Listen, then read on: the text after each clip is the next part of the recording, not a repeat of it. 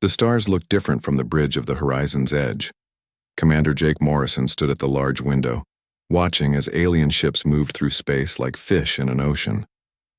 Each vessel belonged to a different species, and each species had earned their place in the Galactic Council through strength and power. Jake was not nervous.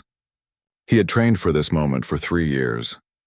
Earth had finally received the invitation to join the Interstellar Defense Coalition. The message had been clear but not particularly warm. Humanity was welcome to join, but they should not expect much respect. After all, humans were small, weak, and had no natural weapons like claws or fangs. Lieutenant Amy Chen walked up beside him. She was the ship's tactical officer, and she was very good at her job. Amy had spent months studying the alien species they would meet today. She knew their strengths, their cultures, and their histories. "Ready for this?" Amy asked. Jake smiled. "As ready as we can be. Remember the plan. We observe, we listen, and we stay calm no matter what they say. Even if they insult us." Amy raised an eyebrow. "Especially then," Jake replied. The horizon's edge moved slowly toward the massive station that floated in the center of the gathering. The station was called Unity Point, and it was where the Galactic Council held all their important meetings. Hundreds of ships surrounded it, each one larger and more impressive than the human vessel. As they docked, Jake gathered his team. There were 5 humans total. Besides Jake and Amy, there was Lieutenant Pete Walker, who knew more about galactic history than anyone on Earth. There was also Captain Lisa Martinez, who had designed most of the weapons on their ship. Finally, there was Dr. Kate Bryant, who served as Earth's ambassador and spoke 12 different alien languages. Kate checked her uniform one last time. "Remember, everyone, first impressions matter. They already think we are weak. Let us not give them any more reasons to dismiss us." They walked through the docking tube and entered Unity Point. The station was enormous. The ceiling stretched up so high that Jake could barely see them. Everywhere he looked, he saw aliens. Some walked on 2 legs like humans. Others had 4 legs or 6 or moved on mechanical platforms. Some were covered in fur. Others had scales or smooth skin in colors Jake had never seen before. But one species stood out above all the others. They were called the Cracks, and they were massive. The average Crack stood about 9 feet tall and had 4 powerful arms. Their skin looked like gray stone, and their eyes glowed with a faint red light. When a Cracks walked past, the floor seemed to shake slightly. The Cracks were the most powerful military force in the galaxy. They had never lost a war. Their empire stretched across 50 star systems, and every species respected them. Or feared them. Sometimes both. A Cracks warrior approached the human delegation. He wore armor that looked both ancient and advanced at the same time. Golden symbols covered the chest plate. This was Supreme General Vorth, the leader of the Cracks military. "Humans," Vorth said. His voice was deep and rumbled like thunder. "Welcome to Unity Point. I am General Vorth. I will be your guide today." Jake stepped forward and extended his hand. "Commander Jake Morrison, thank you for having us." Vorth looked at Jake's hand for a moment, then reached down with one of his forearms and shook it. His grip was strong but not crushing. Jake appreciated that. It meant Vorth had some respect for proper greetings, even if he clearly thought humans were beneath him. "Follow me," Vorth said. "The council chamber is this way." As they walked through the station, other aliens stopped to stare at the humans. Some pointed. Others made sounds that might have been laughter. Jake kept his face calm and neutral. Beside him, Amy did the same, though he could tell she was getting annoyed. The council chamber was huge. It was shaped like a half circle, with rows of seats rising up from the floor. At the bottom, near the front, there was a podium where speakers could address the entire council. The seats were arranged by power and respect. The strongest species sat in the front rows. The weaker species sat further back. The Cracks occupied the first 3 rows. Their size alone made them impossible to miss. Behind them sat other powerful species. There were the Zentari, who moved so fast they seemed to blur. There were the Borlocks, whose thick armor could stop almost any weapon. There were the Then, whose mental powers could control minds. Vorth turned to Jake. "So, humans, where would you like to sit? We have some space in row 15, between the Glip and the Morthar. Both are respected species, though not as strong as others here." Jake looked at the seats Vorth was pointing to. They were about halfway back. It was not a terrible position, but it was clear that Vorth was placing humans where he thought they belonged. Not at the front with the warriors. Not at the very back with the weakest species. Just somewhere in the middle, unremarkable and forgettable. Jake smiled politely. Actually, we would prefer to sit in the back row. Vorth blinked. All four of his arms moved slightly, a sign of surprise among the cracks. Around the chamber, other aliens stopped their conversations and turned to look. Several made sounds that were clearly laughter. The back row? Vorth repeated. But that is where the weakest species sit. The ones who cannot fight. The ones who contribute nothing to military operations. Yes, Jake said calmly. The back row will be perfect for us. More laughter filled the chamber. A few species were clicking their mandibles or making other sounds of amusement. The Cracks warriors in the front rows looked at each other and seemed to be sharing a joke. Vorth nodded slowly. Very well. If that is what you want, at least you humans understand your place. I respect that honesty. The human delegation walked to the very last row and took their seats. The chairs were smaller here, built for species that did not have the size or strength of the warriors at the front. Jake sat down and looked around. From here he could see the entire chamber. Every species, every movement, every gesture. Amy leaned over and whispered, "They all think we are cowards." Jake whispered back, "Good. Let them think that." "Why?" Amy asked. Jake smiled slightly. "Because people who underestimate you are easier to surprise." The council meeting began. General Vorth walked to the podium and called for attention. The chamber grew quiet. Vorth began to speak about the current situation facing the coalition. There was a new threat, he explained. A species called the Devourers. The Devourers were not like other species. They did not build civilizations or trade with others. They simply consumed. They traveled from star system to star system in massive swarms, eating everything in their path. Planets, ships, entire populations. Nothing survived when the Devourers came. They have destroyed 17 star systems in the Outer Rim, Vorth said. Every species has sent warriors to fight them. All have failed. The Devourers grow stronger with each victory. Images appeared on screens around the chamber. They showed the Devourers attacking a fleet. The alien ships looked small and helpless against the swarm. The Devourers moved like insects, millions of them working together with perfect coordination. In minutes, the fleet was gone. Vorth continued. But the Cracks do not fear the Devourers. We will lead a counteroffensive. We will drive them back and show the galaxy what true strength looks like. This is our chance to earn glory and honor in battle. The Cracks warriors in the front rows roared their approval. Other species joined in with their own sounds of agreement.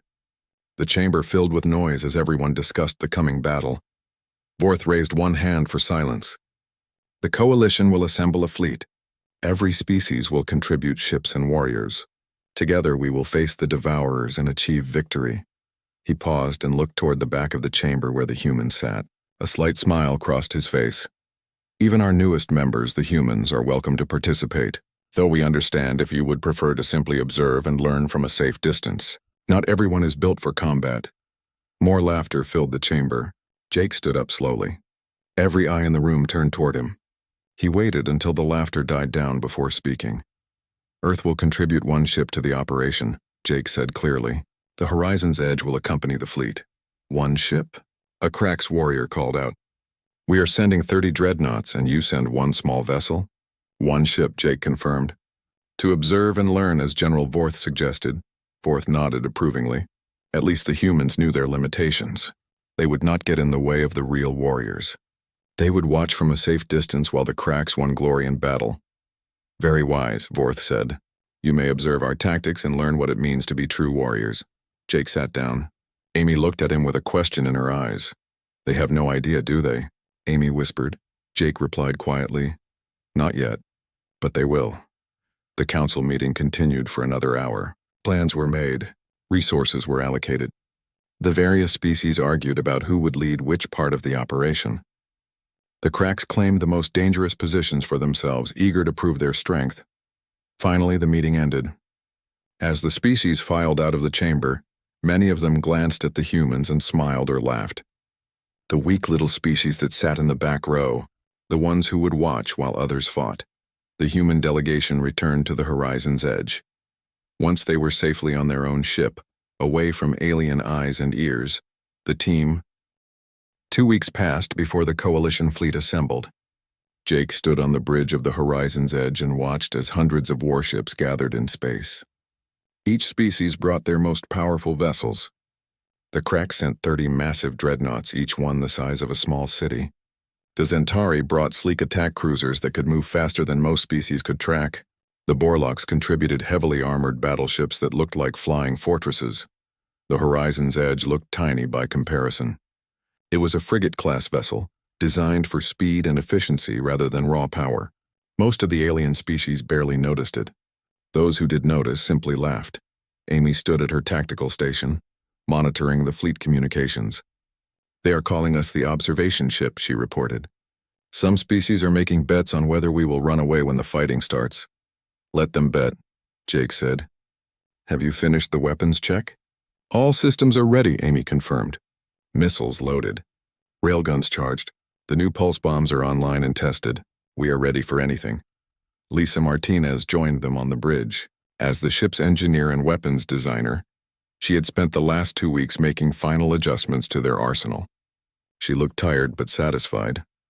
"The weapon systems are running better than expected," Lisa said. "I made some improvements to the targeting algorithms.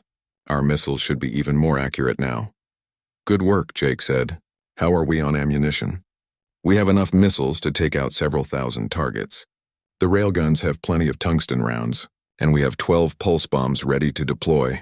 It should be more than enough." A message came through on the main communications channel. It was General Vorth. "All ships prepare for jump to target system.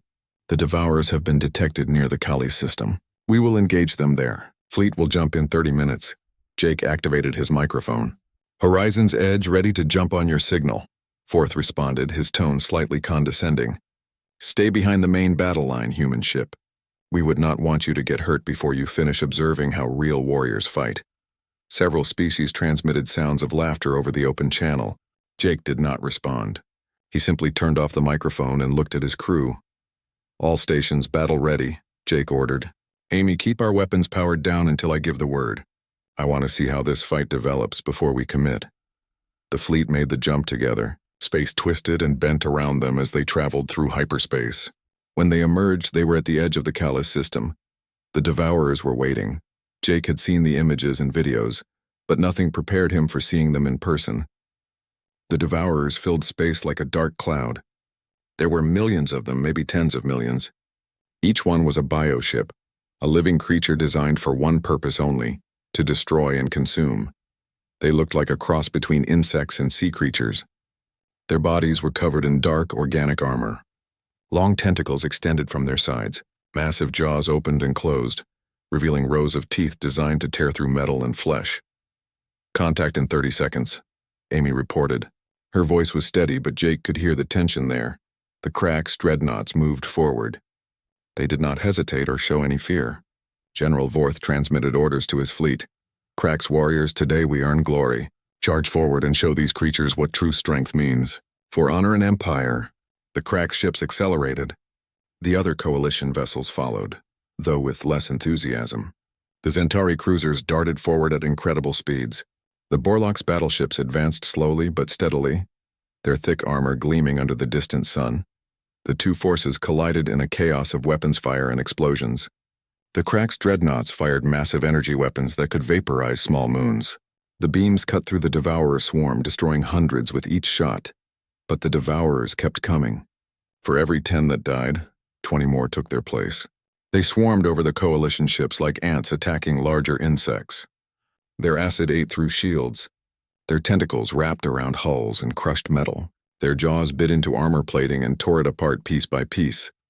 "This is worse than the report suggested," Pete Walker said from his station. He was monitoring the battle and comparing it to historical data. "The Devourers are more coordinated and more aggressive than previous encounters." A Zentari cruiser exploded as hundreds of Devourers overwhelmed its defenses. A Borlock's battleship tried to ram through the swarm but got stuck, covered in so many creatures that its engines could not push forward. The ship's hull began to buckle under the assault. The Cracks fought bravely. General Vorth himself led a boarding party, flying small attack craft directly into the largest cluster of Devourers. The Crack's warriors fought hand to hand, using their forearms and incredible strength to tear the creatures apart. But strength alone was not enough. The Devourers had no fear. They felt no pain. They just kept attacking, wave after wave, endless and overwhelming. One by one, the coalition ships began to retreat. A message came through from a Zentari commander. "We cannot hold. The swarm is too large. All ships fall back." Another species transmitted their own retreat order. "This is madness. We need to regroup." But Vorth refused. "Krax does not retreat. We will hold this line. We will show these creatures that honor means something." 3 more Krax dreadnoughts were destroyed. The proud warriors continued fighting even as their ships broke apart around them. Vorth's own vessel took heavy damage. His shields were failing. The Devourers sensed weakness and focused their attack on his position. "General Vorth, this is Commander Morrison," Jake transmitted. "Do you require assistance?" There was a pause. Then Vorth responded, his voice strained. "We do not need help from observers. Fight if you dare or run like the others." Jake looked at Amy. "Weapons free. Protocol Omega," Amy smiled grimly. Finally, activating all systems, the Horizon's Edge moved forward. It did not charge like the Cracks had. It moved carefully, positioning itself at a precise angle relative to the swarm. The ship's hull opened in dozens of places as weapons systems emerged from concealment. "Launching missiles," Amy reported. Thousands of small cylindrical objects shot out from the ship. They looked insignificant compared to the massive energy weapons the other species used. The Cracks warriors who saw them probably thought humans had brought fireworks to a battle, but these were not ordinary missiles. Each one carried a miniaturized fusion warhead and an advanced AI targeting system. They spread out through space like a school of mechanical fish, each one selecting its own target, calculating blast radius, coordinating with neighboring missiles to maximize damage. The missiles reached the swarm and detonated. Space lit up with thousands of small suns. Each explosion was precisely calculated to destroy the maximum number of targets without wasting energy. The Devourers did not even have time to react. One moment they were swarming toward the coalition fleet. The next moment, entire sections of the swarm simply ceased to exist.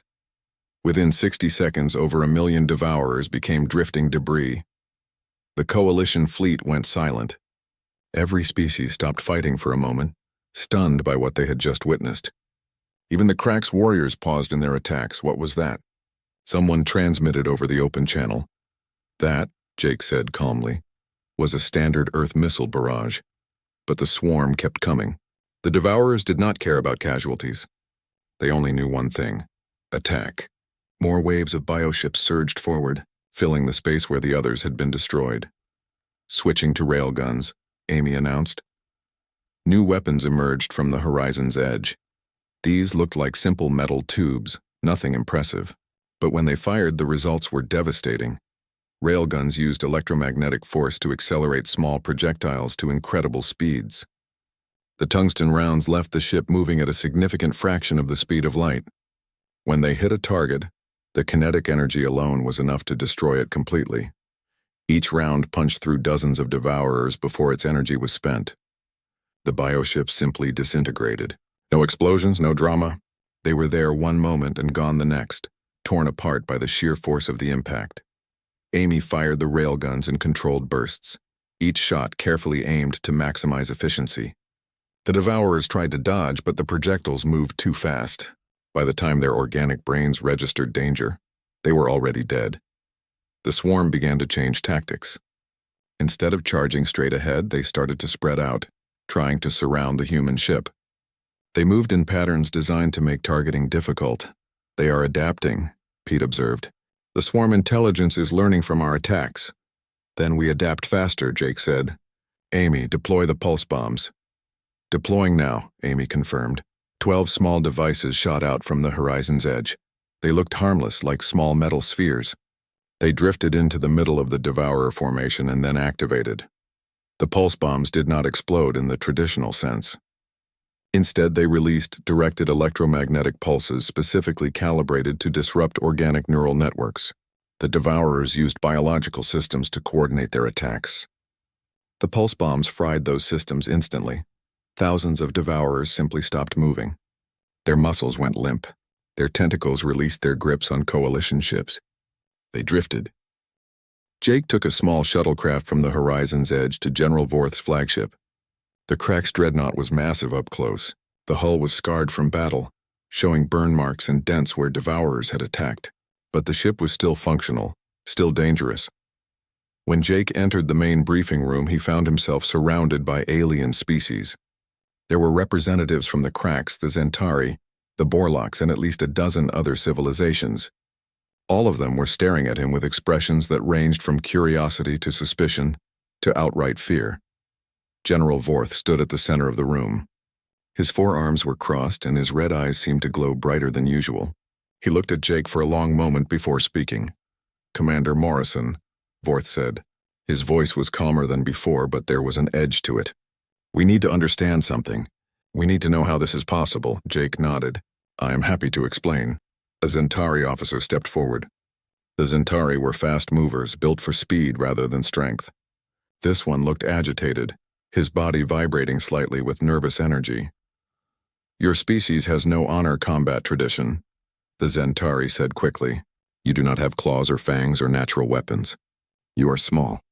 You are weak. By all logic, you should not be able to fight at all.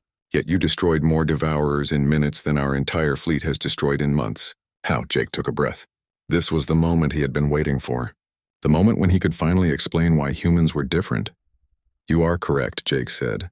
"We have no natural weapons. We are not particularly strong or fast compared to most species here. But that is exactly why we are dangerous."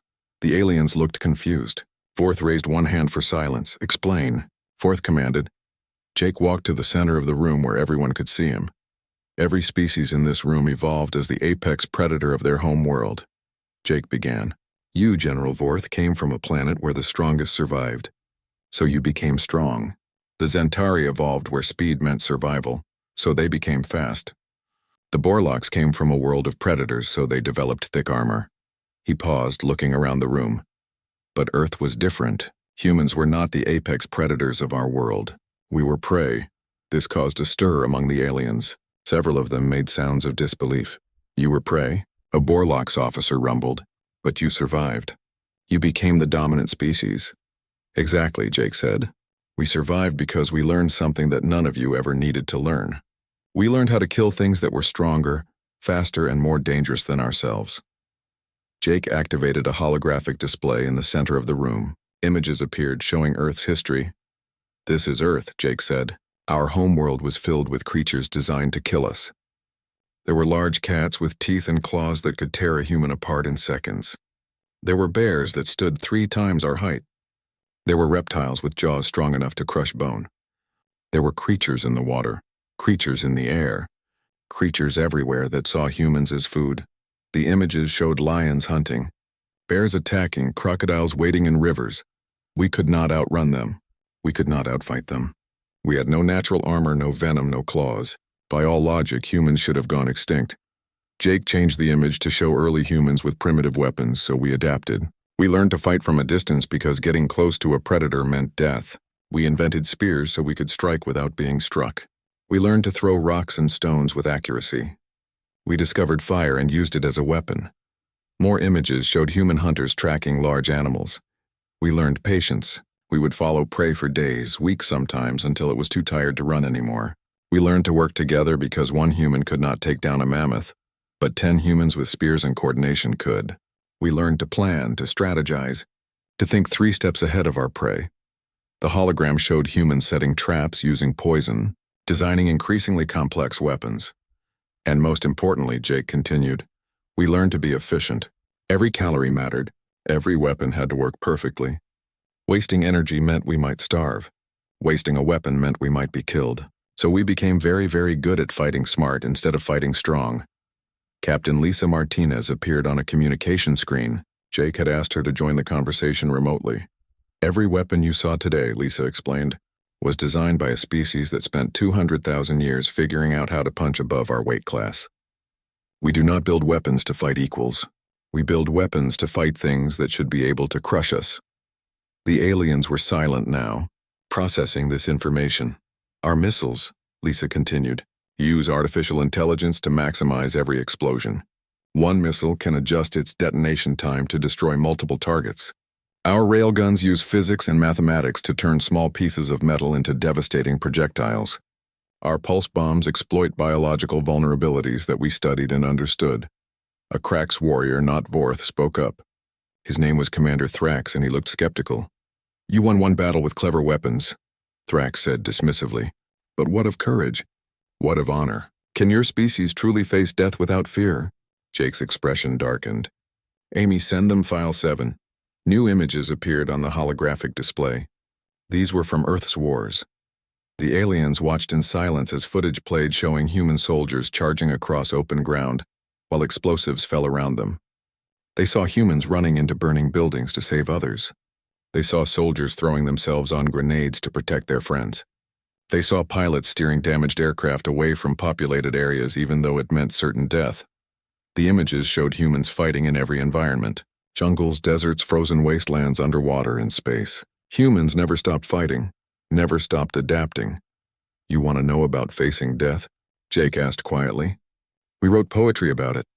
We made art celebrating it. We consider it the highest honor to die protecting others. Your species fight because you are built for combat. We fight because we chose to become good at it. And that choice makes us more dangerous than any natural advantage ever could. More images appeared. These showed human culture. Movies where heroes faced impossible odds. Stories about ordinary people doing extraordinary things. Sports where people pushed themselves to the limits of endurance. We train our children by having them compete against each other, Jake said. We create games where the objective is to defeat opponents who are stronger or faster. We write stories where the weak overcome the strong through cleverness and determination. Our entire culture is built around the idea that being the underdog is not a weakness. It is an advantage. Ambassador Kate Bryant joined the call as well. She spoke with the authority of someone who represented all of Earth. Let me be clear about something, Kate said. The weapons you saw today are our diplomatic weapons.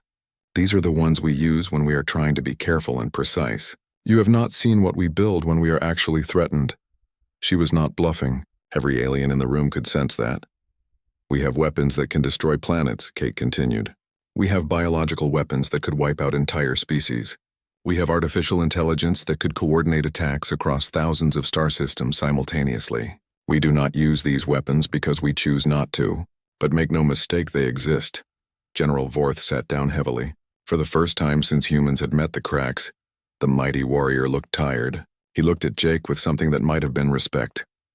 All this time, Vorth said slowly, we thought you sat in the back because you were weak, because you were afraid, because you did not deserve to sit with warriors. No, Jake said simply. We sit in the back for very different reasons. What reasons? Vorth asked. Jake smiled slightly. We sit in the back because that is where you put the artillery. That is where you put the long-range weapons. That is where you put the people who end threats before they reach the front lines. We sit in the back because when you are human, everywhere is the front line. Everyone else is just the people between us and the target. The room was completely silent. You do not sit in the back because you are weak, a Zentari officer said quietly. You sit there because you are snipers. Exactly, Jake confirmed. Commander Thrax, who had questioned human courage earlier, looked troubled. Your species is terrifying, he said. You look soft and harmless, but underneath you are predators pretending to be prey. You trick others into underestimating you, and then you strike with overwhelming force. We prefer to think of it as being practical, Jake replied. Why fight a fair battle when you can fight a smart battle? Pete Walker, the historian, added his perspective. Every species here evolved advantages that made them strong. Speed, armor, size, claws. But humans evolved one advantage that trumps all of those. Adaptability. We can learn. We can change. We can take someone else's advantage and turn it into a weapon against them. General Vorth stood up again. He walked over to Jake and looked down at the much smaller human. For a moment, Jake thought the general might attack. But instead, Vorth extended one of his 4 hands. Humans, Vorth said. I underestimated you. We all did. That was a mistake I will not make again. 2 weeks after the battle, human military advisors arrived throughout Coalition space. Jake remained at Unity Point to coordinate the training program, while other officers went to different worlds and fleets. The transformation was remarkable to watch. Species that had fought using the same tactics for thousands of years suddenly found themselves learning completely new approaches to warfare. Amy was assigned to work with a Zentari strike force. The Zentari were natural fighters, incredibly fast and agile, but they fought individually, each warrior trying to achieve personal glory. Amy spent her first week with them simply observing how they trained. On the 8th day, she gathered the Zentari commanders for a demonstration. "Your speed is impressive," Amy told them. "Individually, each of you is probably faster than any human will ever be." "But you fight alone. That is a weakness we can fix." The Zentari looked offended. Their culture valued individual achievement highly. "We are not weak," the senior commander said stiffly. "We do not need to hide behind others." "I am not suggesting you hide," Amy replied. "I am suggesting you multiply your effectiveness by working as a coordinated unit instead of individual fighters." She showed them videos of human military units. Small teams moving together with perfect synchronization, each person knowing exactly what the others would do without needing to communicate. "This is called squad tactics," Amy explained. "You divide your force into small teams. Each team has specific roles. Some provide covering fire while others advance. Some flank the enemy while others draw attention. You use communication and coordination to make the enemy fight multiple battles simultaneously." The Zentari were skeptical, but they agreed to try. Amy spent the next week drilling them relentlessly. She taught them hand signals for silent communication. She showed them how to move in formations that covered each other. She made them practice the same maneuvers over and over until they could do them without thinking. At first, the Zentari hated it. They complained that they were being slowed down. They argued that individual skill was more important than group coordination, but Amy was patient. "Try it in combat simulation," she said.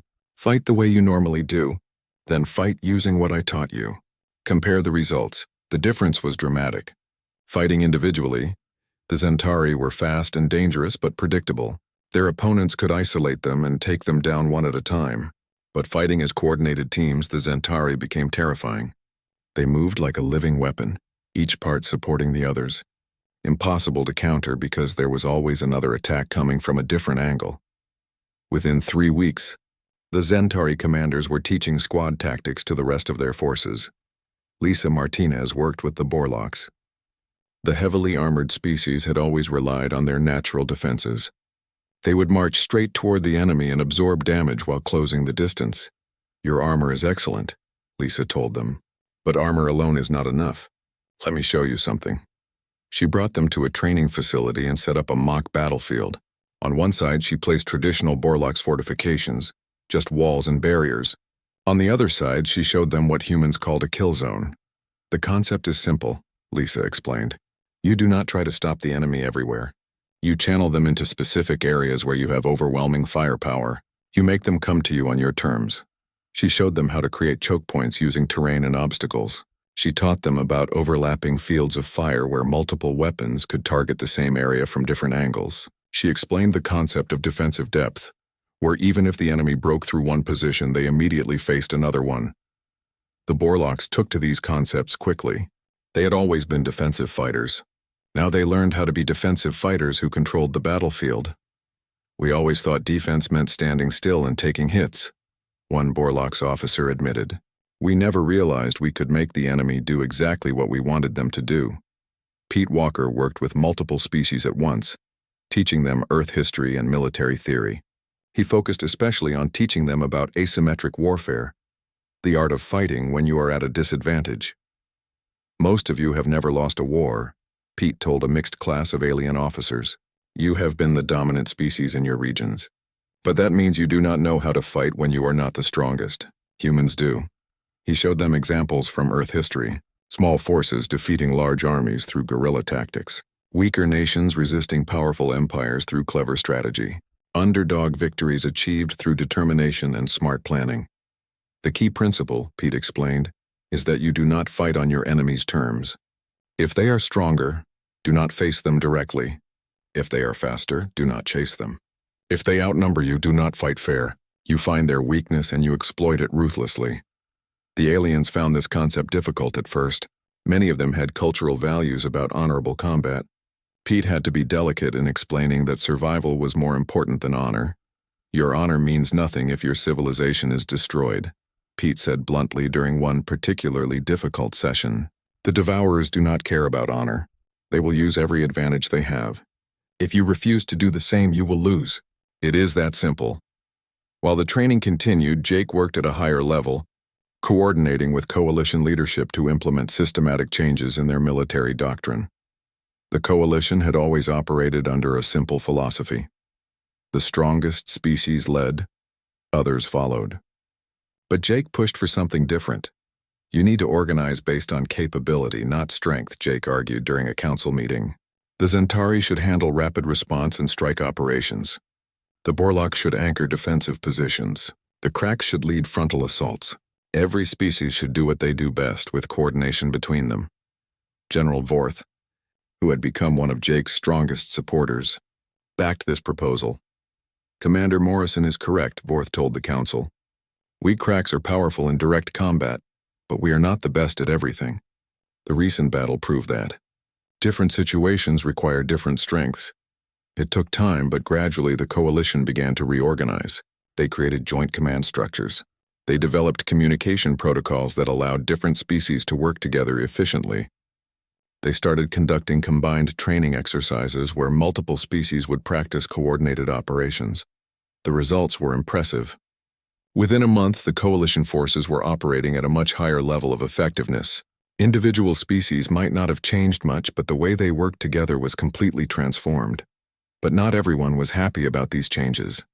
Some species resented taking orders from humans. Some commanders thought the new tactics were cowardly or dishonorable, and a few species simply did not trust humanity enough to follow their advice.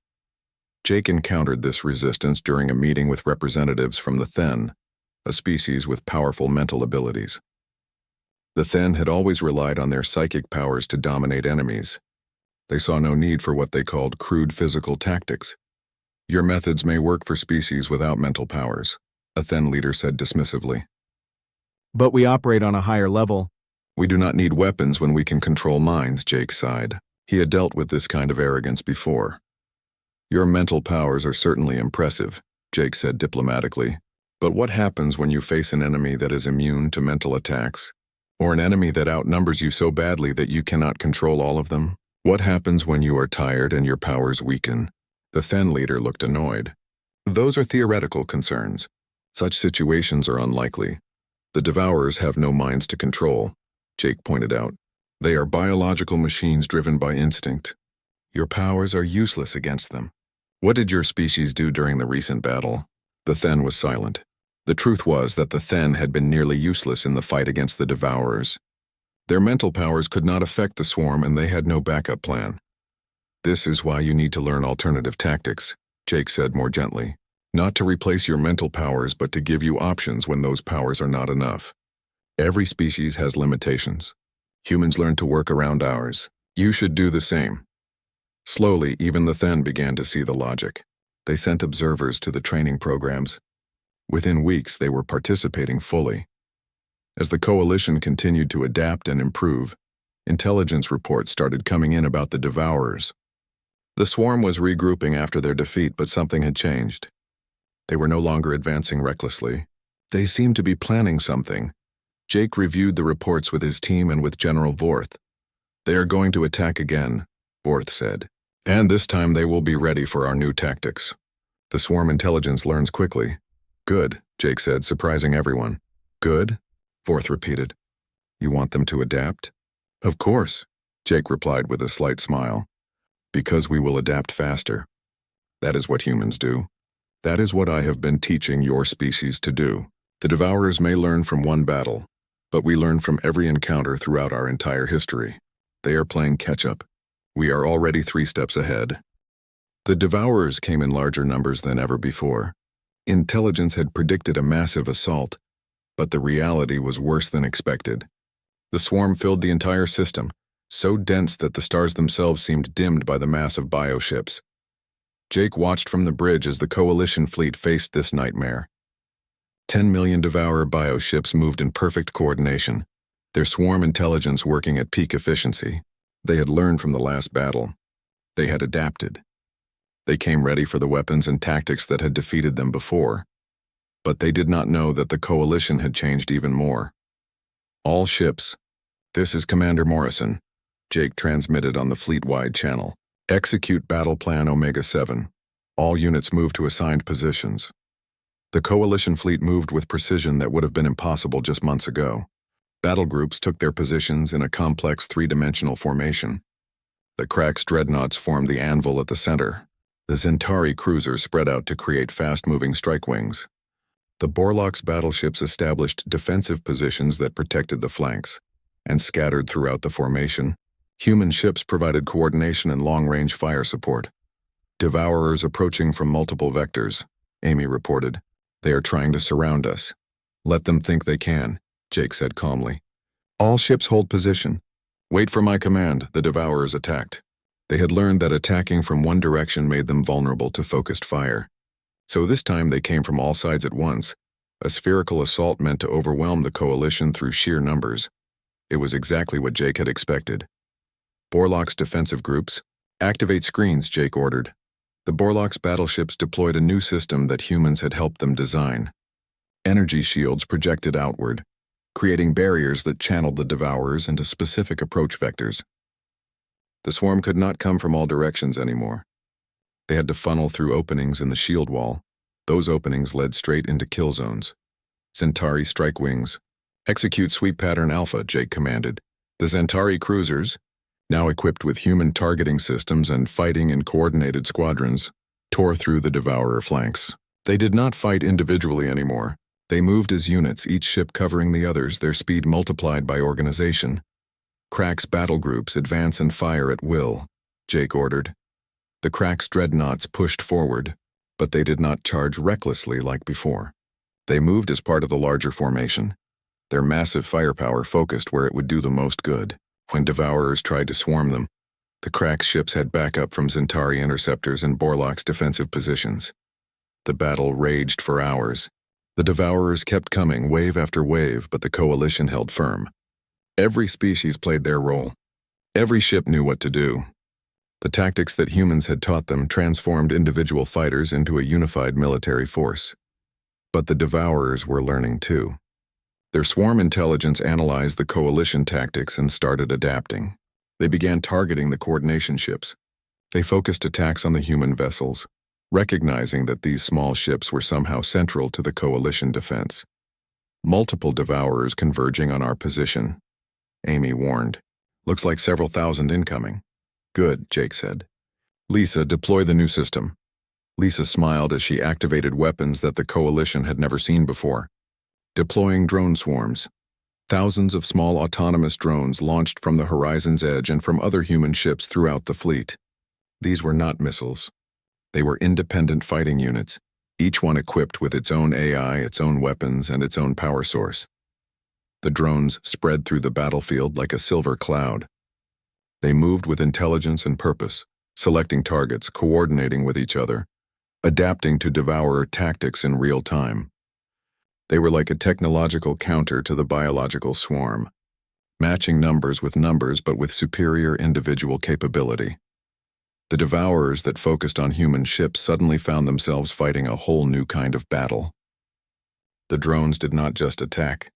They blocked, they defended, they created barriers. They turned the area around each human ship into a controlled battlefield, where the Devourers could not mass their numbers effectively. General Vorth transmitted from his flagship. What are those things? Autonomous combat drones, Jake replied. We developed them after the last battle. If the Devourers can use swarm intelligence, so can we. Except our swarm is smarter. The tide was turning. The coalition was not just holding against the Devourers. They were winning. Ship losses were minimal. Coordination was perfect. Every attack was countered. Every tactic was anticipated. But then the Devourers did something unexpected. They stopped attacking. What are they doing? Pete wondered, staring at his screens. The swarm is pulling back but not retreating. They are regrouping. Jake watched as millions of Devourers gathered together, forming a massive cluster in space. They were preparing something. The swarm intelligence was making a decision. Whatever they are planning, it is not good, Amy said. That concentration of bioships could overwhelm any position if they commit everything to a single point. Then we do not let them commit, Jake said. All ships maintain formation. Prepare for maximum firepower strike. We hit them while they are clustered together. Before the order could be fully executed, the Devourers moved. But they did not attack the coalition fleet. Instead, they turned and fled, not a tactical retreat, not a repositioning, a full withdrawal. The entire swarm, millions of bioships, fled into deep space at maximum speed. The coalition fleet sat in stunned silence for a moment. Did they just run away? A Centauri commander transmitted. They ran away, Amy confirmed, checking her sensors. They are actually retreating. General Vorth's voice came through, filled with disbelief. The Devourers have never retreated before, never. They always fight until destroyed. What changed? Jake understood. Their swarm intelligence made a calculation. It determined that fighting us is too costly. They can find easier targets elsewhere in the galaxy. Why fight an organized, coordinated defense when there are other star systems that cannot resist? So we scared them away, Lisa said with satisfaction. We showed them that this section of space is defended by a coalition that actually works together. Exactly, Jake agreed. The Devourers are not stupid. They optimize for survival and expansion. Fighting us threatens both, so they left to find easier prey. The coalition fleet remained on alert for several more hours, but the Devourers did not return. Scout ships tracked the swarm as it left the region entirely, moving toward the galactic rim where younger civilizations had not yet organized effective defenses. When it was confirmed that the threat was gone, the coalition fleet gathered together. Ships from dozens of species floated in space, damaged but victorious. For the first time in the war against the Devourers, the coalition had won a decisive victory with minimal losses. A council meeting was called immediately. Jake attended along with his senior officers. This time the meeting was different. The council chamber looked the same, with its rising rows of seats. But the atmosphere had changed completely. General Vorth stood at the podium. His forearms were spread in a gesture of respect. Today the coalition proved something important, Vorth announced. We proved that we are stronger together than we ever were apart.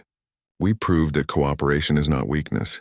And we proved that the species called humans, who we once dismissed as weak observers, are among the most valuable members of this coalition. The chamber erupted in sounds of agreement. Species that had once laughed at humanity now looked at the human delegation with respect. Vorth continued. In recognition of this, I propose a restructuring of our council. Humanity should no longer sit in the back row. They should take a position at the front, among the species that lead our military efforts. Many species signaled their agreement immediately. It seemed like a foregone conclusion, but Jake stood up, raising his hand to speak. General Vorth, with respect, I must decline that offer, Jake said. The chamber went silent. Vorth looked confused.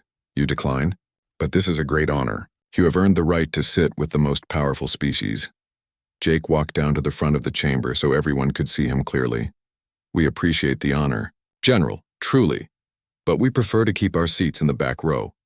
A Borlock's commander called out. But why? You proved your strength. You proved your value. You deserve to sit at the front, Jake smiled. Because sitting in the back was never about being weak. It was never about lacking honor or courage. We sit in the back because that is where we can see everything. That is where we can coordinate. That is where we can think strategically instead of just reacting. He turned to face the entire council. Every species here is powerful in their own way. The Cracks have strength. The Centauri have speed. The Borlocks have defense. You should sit at the front. You are the shield and the sword. But humans? We are something different. We are the ones who plan. The ones who adapt. The ones who see the whole battlefield instead of just the fight in front of us. Amy stood up from the back row, adding her voice. We sit in the back because that is where you put your artillery, your long-range weapons, your reserve forces, your tactical command. We are not frontline.